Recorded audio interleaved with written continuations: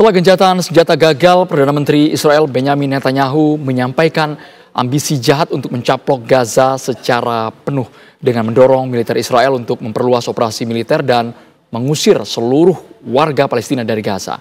Untuk membahasnya sudah bergabung bersama saya ada pakar Timur Tengah Universitas Padjadjaran, Ibu Dina Sulaiman. Ibu Dina, ambisi jahat dari Benyamin Netanyahu betul-betul terang-terangan. Apakah ini secara eksplisit merupakan pelanggaran hukum internasional berat, Ibu Dina?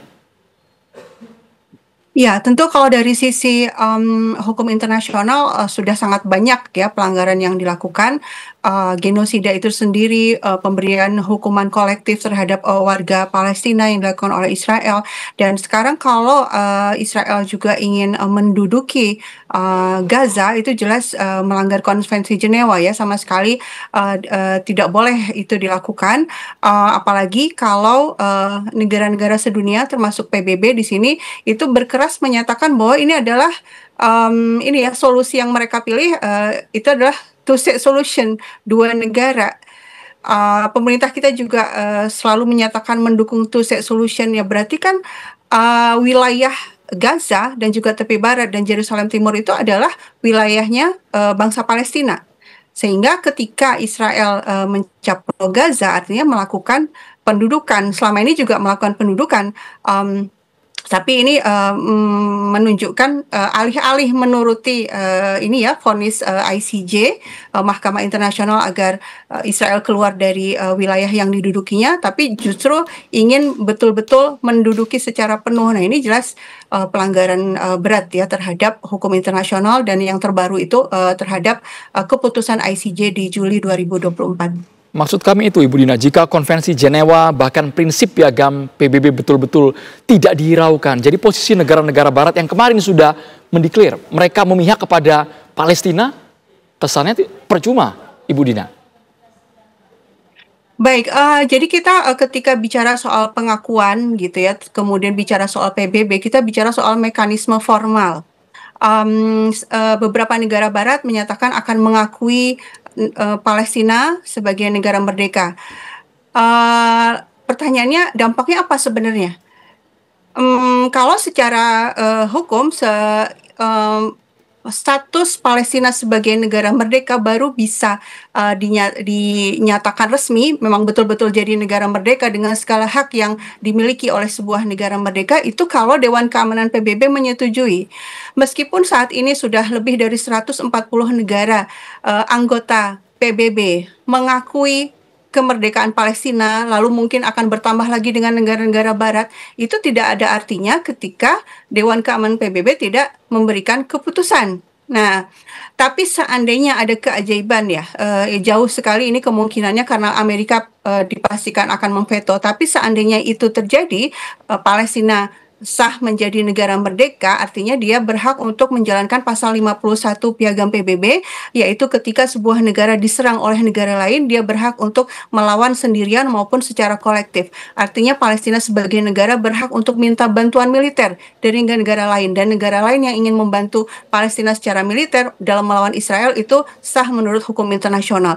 Nah, posisi ini yang saya pikir tidak akan disetujui oleh Amerika Serikat, karena itu pasti akan diveto.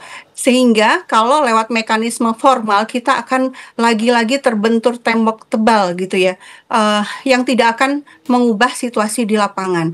Perlu ada upaya-upaya di luar mekanisme formal.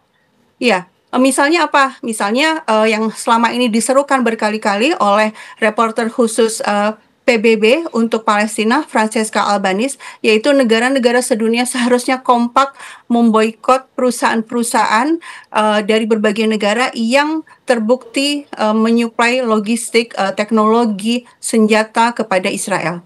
Itu mekanisme yang seharusnya diambil. Implikasi paling fatal, Bu, jika memang perluasan operasi militer di Gaza ini akan terus dilakukan oleh Netanyahu, apa sebenarnya? Karena seingat kami dari PBB sudah menyatakan bencana besar akan datang kalau Netanyahu melanjutkan ambisinya. Iya, tentu saja akan berlanjut, ini ya, kelaparan massal, malnutrisi akut terhadap anak-anak, pembunuhan. Saat ini, angka yang, dimunculkan secara resmi kan sekitar 60.000.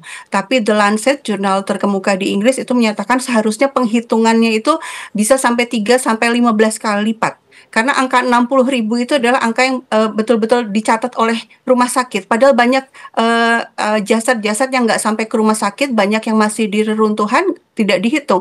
Lalu juga kematian-kematian tidak langsung yang jadi tidak, tewas saat itu juga gitu ya, tapi, beberapa hari kemudian itu tidak dihitung. Sehingga sebenarnya, jumlah total, kematian di Gaza itu sangat besar, bisa sampai 15 kali lipat dari angka resmi.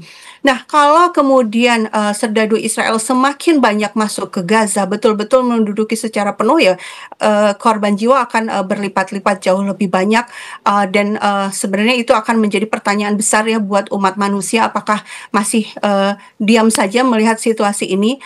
Pertanyaan besar buat para pemimpin dunia, para pemimpin negara di, seluruh dunia, apakah masih diam dan tidak berani melakukan hal-hal di luar mekanisme formal? Termasuk posisi Hamas, Bu, akankah terjadi eskalasi perang yang makin dahsyat?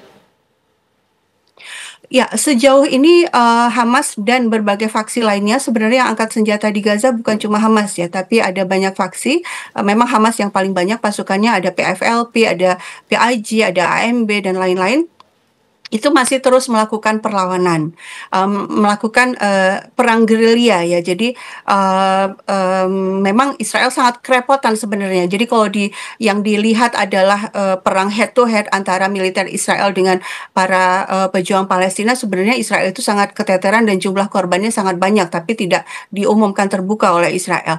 Mereka akan terus melawan, tapi, saya khawatir memang kalau memang betul-betul, pasukannya sangat banyak dan kemudian bahkan sangat mungkin dibantu oleh Amerika Serikat. Sekarang aja tentara Amerika sudah ketahuan ya, tentara bayaran sudah banyak masuk ke Gaza. Nah itu memang, situasinya saya pikir memang betul-betul mengkhawatirkan kalau itu terjadi. Bu Dina, satu lagi Bu, posisi Amerika Serikat yang mungkin selama ini menjanjikan ruang perundingan, negosiasi, merangkul negara-negara menjadi mediator. Tapi untuk kasus pencaplokan ini sepertinya Donald Trump bungkam Bu, tak ada argumen sama sekali. Ya, saya pikir ini terkait dengan, ini ya, struktur politik, internal Amerika Serikat ya. Banyak politisi di Amerika Serikat, anggota parlemen, presiden, wakil presiden, itu yang tersandera oleh, kelompok-kelompok pro Israel yang selama ini membiayai politik mereka. Jadi politik di, Amerika Serikat itu berbiaya tinggi. Seseorang kalau mau jadi presiden, mau jadi anggota parlemen di Amerika Serikat itu butuh uang yang sangat banyak untuk kampanye dan, lain-lain. Nah itu, donatur-donaturnya itu kebanyakan adalah, perusahaan atau orang-orang kaya yang sangat pro Israel. Sehingga saat mereka menjabat termasuk seperti sekarang ini Donald Trump ya, dia terbelenggu, dia tidak bisa melakukan keputusan-keputusan yang sebenarnya seandainya Amerika Serikat berpikir rasional, dia memilih membela Amerika, Israel atau, memilih mendengarkan rakyatnya yang saat ini sudah demo besar-besaran menuntut, agar, Amerika Serikat berhenti mendukung Israel. Pastilah kalau rasional dia akan memilih mendengarkan rakyatnya dan bahkan selama ini, Netanyahu juga kan, selalu sesumbar ingin memperbaiki ekonomi Amerika, make America great again, tapi dengan terus-menerus membiayai perang, di luar negeri, menyuplai, senjata untuk Israel, sebenarnya kan ini merugikan rakyat Amerika. Tapi karena dia tersandra, ya donatur, politiknya selama ini adalah orang-orang yang sangat pro Israel, akhirnya ya seperti ini ya, tidak berdaya meskipun dia sesumbar luar biasa saat, kampanye.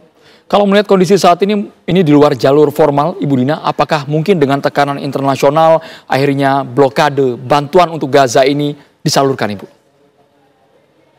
Kalau, yang digunakan tekanan ekonomi bisa, ya, karena perang itu butuh uang, butuh suplai logistik. Ya, contohnya saja, contoh sederhana, minyaknya Israel itu banyak, disuplai dari Azerbaijan, padahal Azerbaijan itu negara mayoritas muslim. Lalu minyak itu, singgah dulu di pelabuhan Turki, baru bisa masuk ke Israel.